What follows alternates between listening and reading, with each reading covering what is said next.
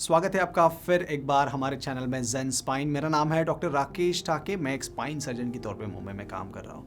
आइए आज बात करते हैं वर्टिब्रोप्लास्टी। ये प्रोसीजर होती क्या है, किन पेशेंट्स में इसको किया जाता है, कैसे इसको किया जाता है, क्या इसके फ़ायदे हैं और क्या इसमें रिस्क होती है। देखो, वर्टिब्रोप्लास्टी इसका मतलब है वर्टिब्रो मतलब वर्टिब्रा, प्लास्टी मतलब रिपेयर, रिस्टोरेशन या रिप्लेसमेंट। जब वर्टिब्रा फ्रैक्चर होता है तो उसको रिपेयर करने में जो प्रोसीजर होती है उसको बोलते हैं वर्टिब्रोप्लास्टी।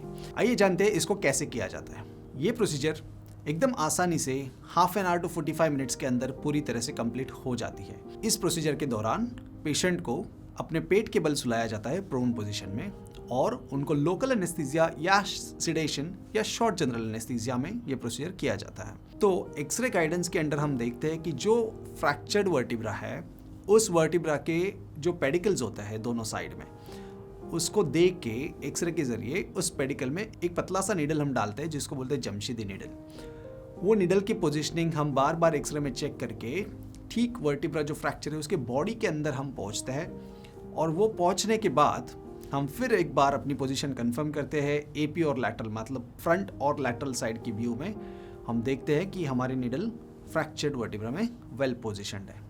ये करने के बाद एक स्पेशलाइज्ड सीमेंट आता है जो हड्डी के अंदर हम डाल सकते हैं, उसको बोलते हैं बोन सीमेंट। अब ये बोन सीमेंट मिक्स करने के बाद हम ये जमशीदी नीडल्स के द्वारा हम ये सीमेंट धीरे धीरे एक्सरे के अंदर देख के जो फ्रैक्चर्ड वर्टिब्रा है उसके अंदर इसको भर देते हैं। उसके बाद अगर सीमेंट का पोजीशन सही जगह पे है तो फिर ये नीडल्स को निकाला जाता है और एक टाका लेफ्ट में एक टाका राइट में, बस 2 टाका पेशेंट को ये प्रोसीजर में आता है। अब जानते किस पेशेंट्स में इसका उपयोग होता है। तो पेशेंट ग्रुप जो कैंडिडेट्स होते हैं वर्टिब्रोप्लास्टी के लिए जनरली ओल्ड एज पीपल होते हैं या ऑस्टियोपोरोसिस जिनको होता है। तो ऑस्टियोपोरोसिस की वजह से जिनकी हड्डियां कमज़ोर हो जाती है और उनकी रीढ़ की हड्डी में फ्रैक्चर होता है, ऐसे मरीजों में जो फ्रैक्चर्ड वर्टिब्रा है उसको और कोलैप्स ना हो और उससे पेन जो हो रहा है उसको कंट्रोल करने के लिए ये प्रोसीजर किया जाता है। काफ़ी मरीज जिनको ये फ्रैक्चर हुआ है उन्हें इतना ज़्यादा दर्द होता है कि वो पूरी तरह बेड पे ही लेटे रहते हैं। उनकी क्वालिटी ऑफ लाइफ बहुत बुरी तरह से हैम्पर हुई रहती है। They are not able to mobilise. वो बेड से उठ के टॉयलेट, वॉशरूम या खाना खाने के लिए भी नहीं जा सकते हैं। तो ऐसे पेशेंट्स में ये प्रोसीजर को काफ़ी सफलता से किया जा सकता है to address the pain. Operation के 1-2 दिन के बाद इन पेशेंट्स में काफ़ी हद तक पेन रिलीफ मिलता है और पेशेंट काफ़ी हद तक अपने पहले की जो बेसलाइन थी उसको वापस रिटर्न हो सकता है। मतलब मोबिलाइजेशन ये पेशेंट का अच्छा हो जाता है। जो पहले बेड पे ही लेटे रहते थे, इतना दर्द होता तो वो उठ सकते हैं बेड से, कुछ स्टेप्स अपने आप ले सकते हैं या फिर सपोर्ट से। तो जो बेड रिडन कॉम्प्लिकेशंस होते हैं जैसे कि छाती के हो गए, बेड सेल्स हो गए, ये कम करने के लिए वर्टिब्रोप्लास्टी का काफ़ी अच्छा रोल है। तो अगर फ़ायदे की बात करें तो इसके फ़ायदे यही है कि जो पेशेंट्स 2 हफ्ते के ऊपर फ्रैक्चर होने के बाद चल नहीं पा रहे हैं, उठ नहीं पा रहे हैं, उनको पेन कंट्रोल करने के लिए ये प्रोसीजर को किया जाता है। और जो वर्टिब्रा कोलैप्स्ड हुआ है वो फर्दर कोलैप्स ना हो तो उसको हाइट मेंटेन रखने के लिए और स्ट्रक्चरल इंटीग्रिटी मेंटेन रखने के लिए ये सीमेंट वो वर्टिब्रा के अंदर भर दिया जाता है।